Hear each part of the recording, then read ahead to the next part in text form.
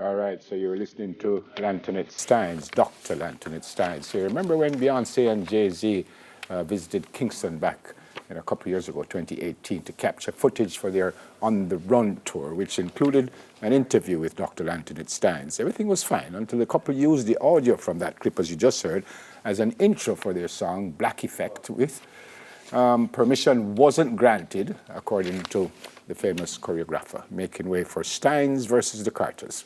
So here to give us some of the details, attorney at law and chairman of the Jamaica Reggae Industry Association, and you would have seen him here on Smile Jamaica many times, Mr. Ewan Simpson. Mr. Simpson, good morning, sir. Hi, Ewan. Good morning, good morning, good morning.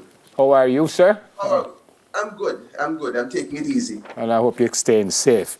I'm doing my best. What's the issue here?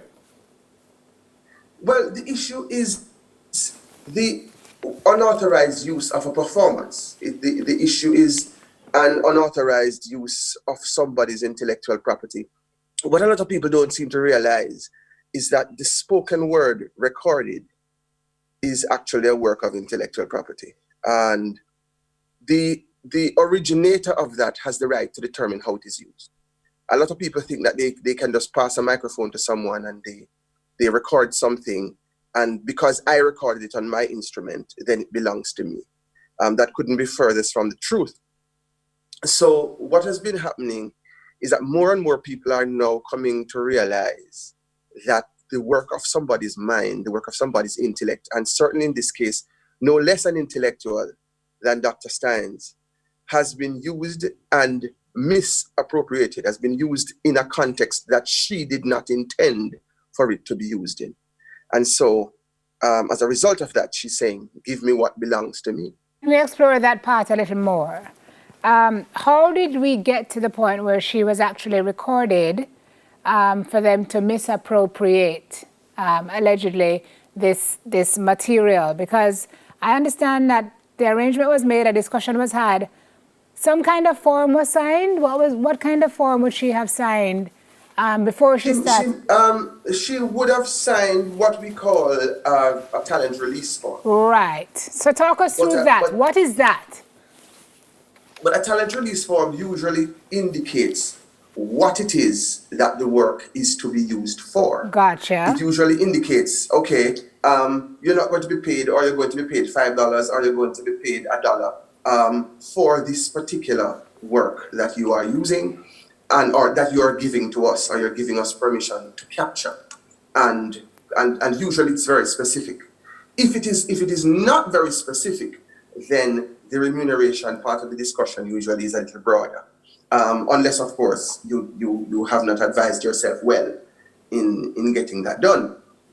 I'm sure that Dr. Stines would have read that form and would have, from her interpretation of that form, would not have been of the impression that she was giving them the right to use her recording in whatever way they would have chosen. What's the process? I think that was the genesis of it. What's the process here? All right, so she heard that, she didn't agree to that, so does she call and say, I didn't agree to that, don't use it? Or from she hear it, she said, no, I'm going to sue. What's the process here? Do you give them an opportunity to pull it? There are several different ways you can do it, you know. You can hear it, and you can say to yourself, I wonder where we were mistaken. Let me have somebody speak to them, or if you can speak to them directly. And again, it depends on what point along the way you hear this. Because if you hear this when it is already released, there's a lot of the horse that has already gone through the gate. If you hear it in the post-production period where, you know, it is not yet released to the public, or it is a demo, or it's a pre-release or something like that, then it's a nicer conversation to have. But when you hear it, when it's already published and millions of people have already heard it, it's already on YouTube, it's already on all digital platforms being sold, it has already been licensed to other people. It is gone into a whole loop of things which could become very interesting. And because if you catch it early, you can say to them, don't use it. And they can choose not to use it, and that's the end of the matter. If they have already used it, and it has already gone to the public, your voice, your performance. They have already infringed. Correct. It's already a major infringement to use your work without permission. And also, because this is commercial, it is even more compounded. So Yuan, as far as your legal mind can see, and obviously this calls for some speculation, how do you make a mistake like this? I mean, we've seen what's happened with the flower gun case. This has been going on for a while, and it's just now that people are starting to wise up. How do you make you must anticipate that there's going to be some kind of legal action that's going to arise from this, don't it? It could be a mistake. It could be a deliberate gamble. It could be a little bit of arrogance. It could be any of those. It could be because people have different perspectives. The truth is, the attorneys who work around artists and creative persons are not always on top of the source of the material they use. It happens every day in across the world, where creative people are making things, using things that are available to them by whatever means. And they could have signed a form, they could have had a form that they believed gave them the right to do it. The truth is, she willingly gave the interview. The question is why? For what purpose? To be used in what context? Because those mistakes, I tell you, are made by large corporations here in Jamaica and overseas all the time. Because there is a way we do things, and nobody has dared to challenge the status quo. Nobody has said, you don't have the right to do that with my work. Not because I came and sat down in front of your camera, it doesn't mean you're free to use my intellectual property in whatever way you please. That is a conversation that a lot of people are uncomfortable with. I don't want to belabor the point, but I want to go back to what I said. The fact that it is here now, would she have reached out to them? I see him use the word speculation, so you're probably going to have to speculate again. But would she have reached out to them and said, Bridget Sistine, I hear my voice, I didn't want that, pull it, or you just go straight for the jugular? No, somebody would have on her behalf, or I suspect that she wouldn't have done it directly herself, but somebody would have on her behalf reached out to either their publishers or their management team or to them directly to say, hey, what's up here? We didn't have this arrangement. And somebody might say, so what? Who are you? Chill, you get a chance to get a few minutes in the limelight, be happy. Or they say, well, we don't see it how you see it, so let's have a conversation. Or they would say, well, have your attorney talk to us, and that's the end of the story.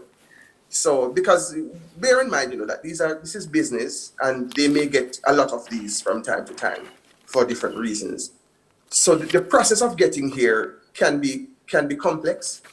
It is not always straightforward. So we have to go, but what do you foresee coming out of this? Chances are it's going to end up in a settlement.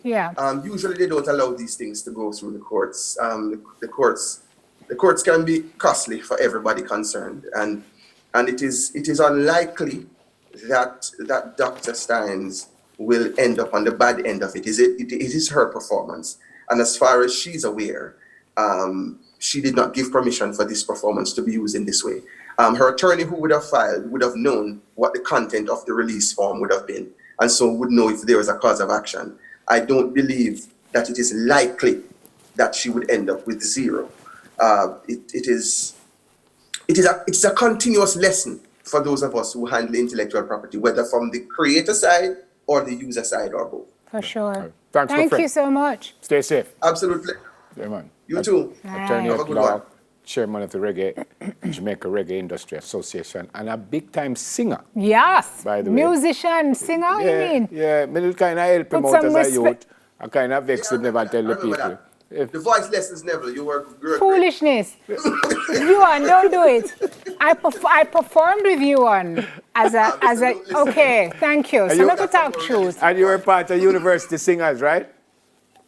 Back in the day. Yeah, and I did get it. 2000 and before. I did get him to work there too. So tell the people.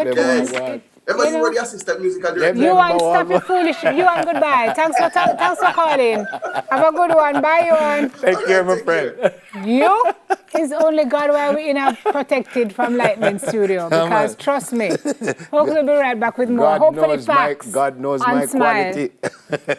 Like, Him, give me. like when horse is trotting. Like, jeez, one says me too.